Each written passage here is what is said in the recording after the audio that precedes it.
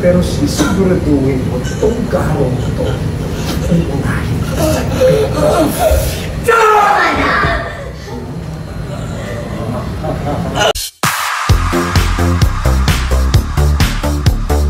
Isang eksena sa likod ng kamera ang umani ng atensyon at pag-aalala mula sa fans. Matapos ibahagi ni McCoy De Leon ang tinamong totoong sugat habang kinukunan ang kanyang death scene sa finale episode ng primetime serye na Batang Quiapo.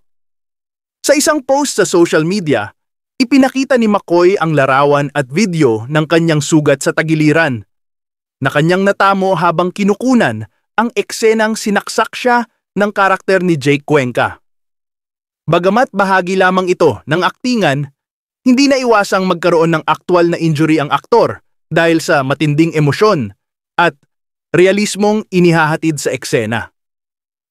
Sa kanyang caption, pabirong sinabi ni McCoy, "Para mas ramdam, magpasaksak ka talaga. Hehe, joke lang. Mahirap iwasan talaga sa trabaho to."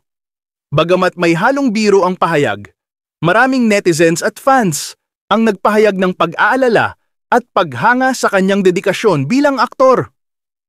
Umani rin ng papuri ang kanyang pagiging professional at game sa mga intense na eksena kahit pa delikado ito. Mga reaksyon ng netizens, "Grabe ka, McCoy! Totoong sugat na iyan, idol! Pero saludo sa commitment mo! Sana okay ka na. Ingat palagi. Napakahusay mong aktor." Hindi rin nagpahuli ang mga kaibigan ni McCoy sa showbiz na nagpaabot ng concern at well wishes, kasabay ng pagpuri sa kanyang husay sa ginampanang papel.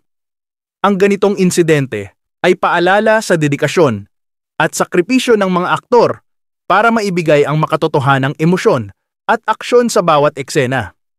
Sa kabila ng sakit at sakripisyo, ipinakita ni McCoy ang tunay na profesionalismo at pagmamahal sa kanyang craft.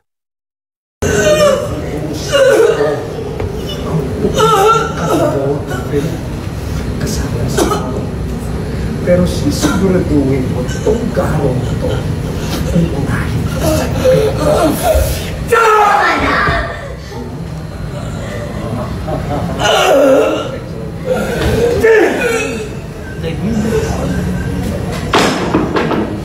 Hoy! Hoy! Dun sa pagbugot! Tugo!